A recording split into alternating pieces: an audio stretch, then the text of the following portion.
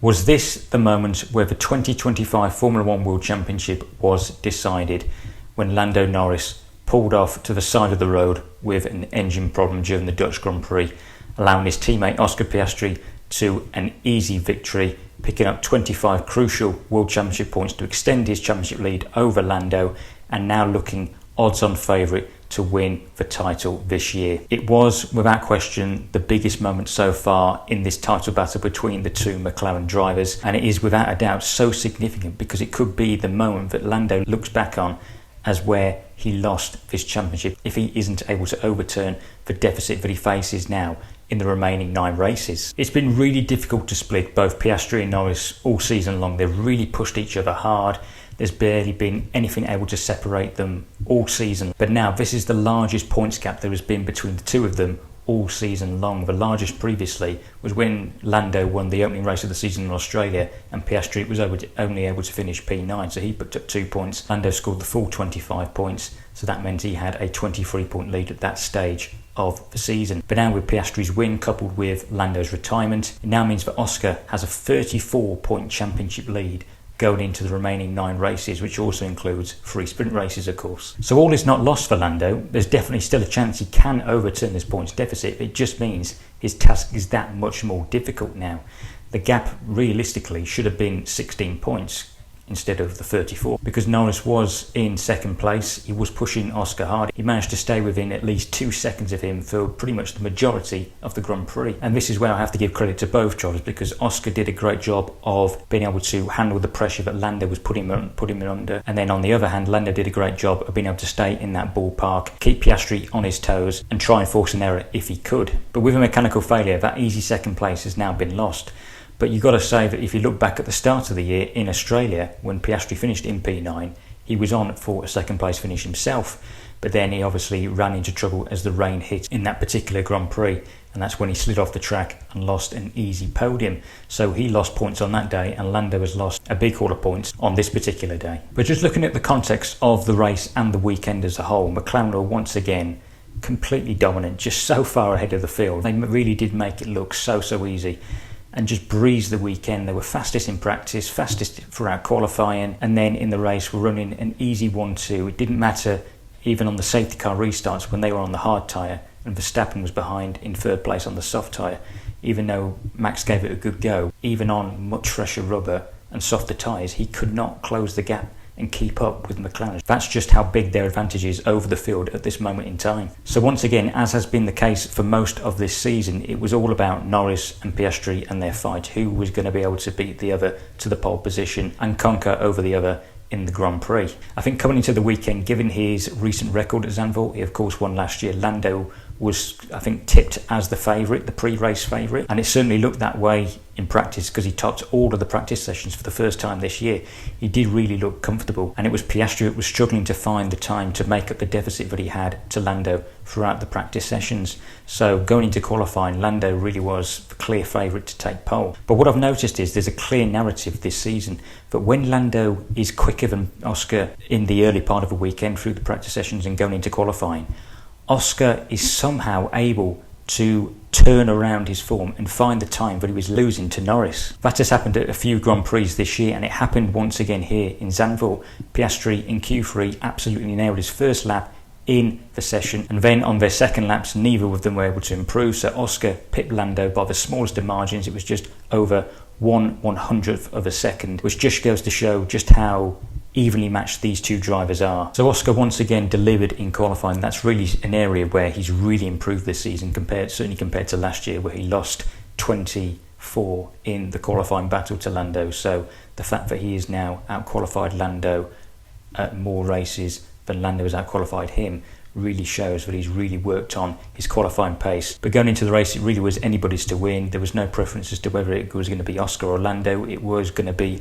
a close fought fight, and that is ultimately how it played out. Oscar got a great start. Lando was boxed in at the start and lost a place to Verstappen. So that already was a crucial move in the Grand Prix, but once he got past Max, that's when he started to do what he has done a lot of the time this season. When he's been behind Piastri, he begins to reel him in and close the gap with a series of fastest laps. But although he was able to stay in touch with Piastri for most of the race, staying within that 2-second window, Norris was never really able to get within DRS. It was very rare, in fact, that he was able to have DRS on Piastri, and that meant that he could never get close enough to attempt an overtake. And this is where I think that Oscar has an advantage over Lando, is that when he's leading the race, he always looks as though he has everything under control and isn't going to crack under the pressure. So I think going into the closing stages of the race, you always felt that Piastri was probably just going to hang on and Lando would have to settle for second on the day, which wouldn't be a bad result because he would only end up losing 7 points and the gap going into the next race at Monza would be 16. So just as Norris is continuing to apply the pressure onto Oscar, that's when 7 laps from the end he reported smoke from the cockpit, and sure enough he began to see a puff of smoke from the back of that Mercedes engine, and then he began to slow and pulled over to the side of the track. And honestly, it was absolutely gutting to see that happen, because you just knew, everybody knew the ramifications this was going to have for the World Championship fight between the two of them. And I don't know about you, but I really got a similar feeling to Lewis Hamilton's retirement in 2016 in Malaysia, when he also suffered an engine failure, albeit he was leading the race on that particular day, and that ended up being the race that cost him the title in 2016 to his teammate Nico Rosberg. And as I saw Lando smoking McLaren on the side of the track, I just thought the same thing, that this could end up being the moment that he'll look back on as the moment that cost him a maiden title. You then had those shots of Lando sitting on the bank, slumping his head. You really got the sense of that he knew just how critical this engine failure was going to be for his title hopes. You could see him just sort of contemplating what this was going to mean going into this last stretch of the season. He knows deep down that his title chances are a lot slimmer than they were going into the race at Zandvoort. It's the last thing that we all wanted to see, that this championship could potentially be decided by a mechanical failure. But it is part of racing, it's part of Formula One, it's happened in the past and it will happen again. You know, it's not just Hamilton's failure in 2016. You look at Rosberg at the final race of 2014 when he had those mechanical problems that really dented his title hopes against Hamilton. You go back further to Michael Schumacher in 2006, the penultimate race of that year at Suzuka, when he was leading and his engine failed, and that ultimately cost him a record 8th championship.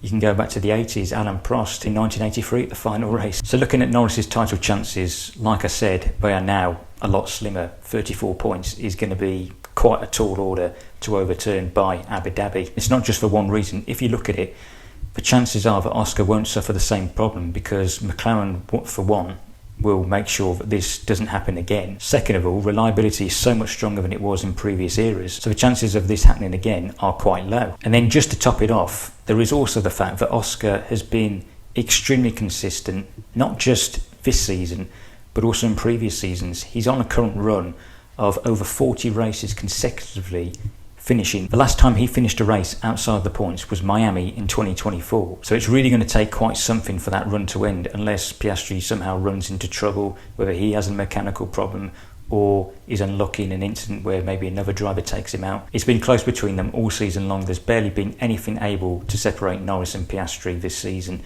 They have provided us with one of the most enthralling, exciting teammate title fights of recent memory, one that deserves to go down in folklore alongside the likes of Hamilton and Rosberg, Hamilton and Alonso, and Senna and Prost. But now the pressure really is on Lando, because he has to respond pretty much immediately. Now the next race at Monza really is now a must win, otherwise there's the risk that Piastri will now begin to run away with it and Silver's championship before the final race in Abu Dhabi, which we all want to see this year's title fight go down to the wire. But I also get the feeling that this gap may be too big to close now. I think realistically, if Piastri wins another race, he's already got 7 wins this season. If he adds an 8th, I think that will be one hand on the trophy for Piastri. So as much as it pains me to say it, I think that image of Lando sitting on the barrier despondently looking at his smoking McLaren is going to be the defining image of this year's title battle. It's now firmly advantaged Piastri going into the final 9 races, but let's hope that Lando can at least put up some sort of a fight and do what he can to close the gap in the remaining races. Well guys, there you have it. Be sure to let me know your thoughts. Do you think that Lando can close the gap, or is it Piastri's championship now to lose? Let me know in the comments section. Also, don't forget that if you are new around here, to like the video, and please do subscribe to the channel. Thanks for watching guys, and I will see you in the next one. Goodbye.